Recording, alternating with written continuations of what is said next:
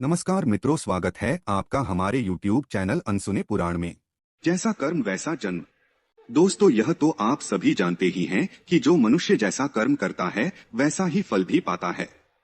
परंतु क्या आप जानते हैं कि हम मनुष्यों द्वारा किए गए कुछ कार्य ऐसे भी होते हैं जो मरने के पश्चात भी हमारा पीछा नहीं छोड़ते हैं, और तो और ये कर्म ही हमारा अगला जन्म भी निर्धारित करते हैं।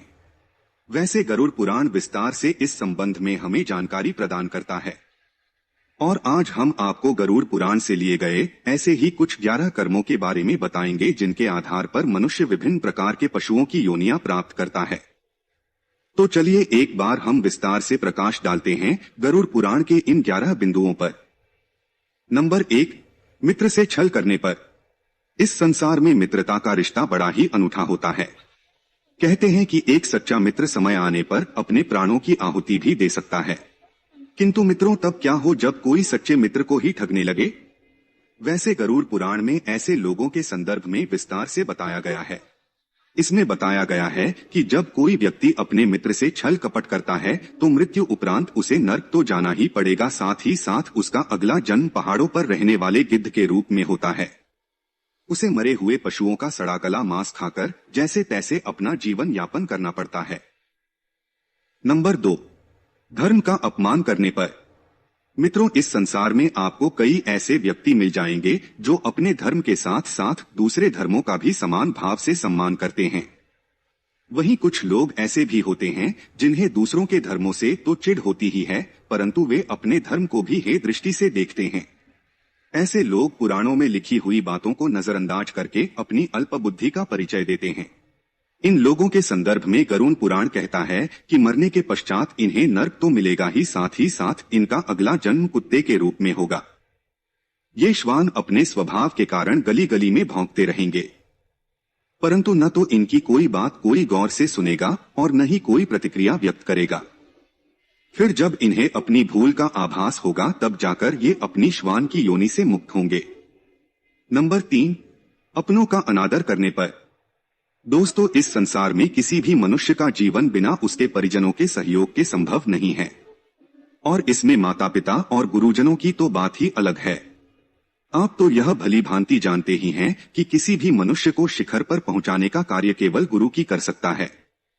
जो व्यक्ति अपने माता पिता और गुरु की अवहेलना करता है या अनादर करता है वह मृत्यु उपरांत पुनः जन्म तो लेता है, परंतु कई बार प्रयास करने के बाद भी गर्भ से बाहर नहीं आ पाता है।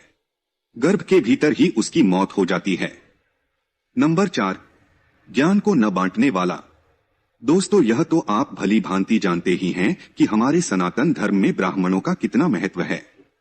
धर्म के अनुसार संसार में कोई भी यजमान चाहे वह कैसा भी हो, चाहे वह भले ही अपनी ओर से दक्षिणा देने में समर्थ न हो, तो भी ब्राह्मण देव का यह दायित्व है कि वह अपने ज्ञान से उसका भी कल्याण करे। परंतु यदि कोई ब्राह्मण ऐसा नहीं करता है तो इस जन्म में तो उसकी ख्याति खराब होगी ही होगी, अपितु अगले जन्म में उसे बैल बनकर इस धरती पर आना होगा, और फिर उसे आजीवन अपने कृत्यों पर पश्चाताप करना पड़ेगा। नंबर 5, चालाकी करने वाला। इस संसार में ऐसे कई लोग हैं जो अपने कृत्यों से सभी का हृदय जीत लेते हैं, परंतु वहीं कुछ लोग ऐसे भी हैं जो अपनी चालाकी से सीधे साधे इंसानों को मूर्ख बनाते रहते हैं। ये आजीवन ऐसे ही खाते हैं, परंतु इन मूर्खों को यह नहीं पता है कि यह संसार ऐसे ही नहीं चल रहा है, अपितु इस संसार को चलाने वाला दूर कहीं बैठकर इनके इन सभी कृत्यों को देख रहा है। उसके घर में देर भले है मगर अंधेर नहीं है। ऐसे लोगों के बारे में गरुड़ पुराण में बताया गया है कि ये लोग अगले जन्म में उल्लू बनते हैं और अपनी चालाकी का पश्चाताप करते रहते हैं। नंबर 6, अपमान करने वाला। दोस्तों, जिस प्रकार सभी पुत्रों का यह दायित्व है कि वे अपने माता पिता की सेवा करते हुए अपने दाम्पत्य जीवन का निर्वाह करें, ठीक उसी प्रकार से एक आदर्श बहू का भी यही कर्तव्य होता है। परंतु इसके विपरीत जो स्त्री अपने सास ससुर की सेवा नहीं करती और उन्हें अपशब्द कहती है और असमय ही कलह करती रहती हैं, तो उन्हें अगले जन्म में रक्त पीने वाली जू के रूप में इस धरती पर जन्म लेना पड़ता है। नंबर 7, अनाज के घोटालेबाज। दोस्तों, हमारे सनातन धर्म में अन्नदान को सबसे बड़ा दान कहा गया है। जो व्यक्ति अन्नदान करता है वह न केवल इस लोक में अपितु स्वर्ग लोक में भी ख्याति पाता है। इसी वजह से लोग प्रीति भोज और भंडारों का आयोजन करते हैं। परंतु वहीं कुछ लोग ऐसे भी हैं जो अन्न की चोरी या घोटालेबाजी करते हैं। ऐसे लोगों के बारे में गरुड़ पुराण में कहा गया है कि इनका अगला जन्म छछूंदर या चूहे के रूप में होगा और फिर ये अनाज के दाने दाने के लिए तरसेंगे। नंबर 8, गाली देने वाला। दोस्तों, आप तो यह जानते ही हैं कि मनुष्य के कंठ में मां सरस्वती का वास होता है, इसीलिए शास्त्रों में बताया गया है कि मनुष्यों को कभी भी ऐसे शब्द नहीं बोलने चाहिए जो दूसरों की भावनाओं को आहत करें।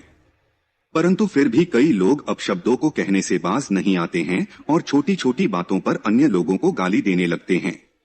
कई बार तो इन्हें तुरंत ही जवाब मिल जाता है, परंतु इनकी अक्ल तो तब ठिकाने आती है जब अगले जन्म में ये बकरे के रूप में इस धरती पर आते हैं और ये किसी न किसी कसाई के हत्थे चढ़ जाते हैं।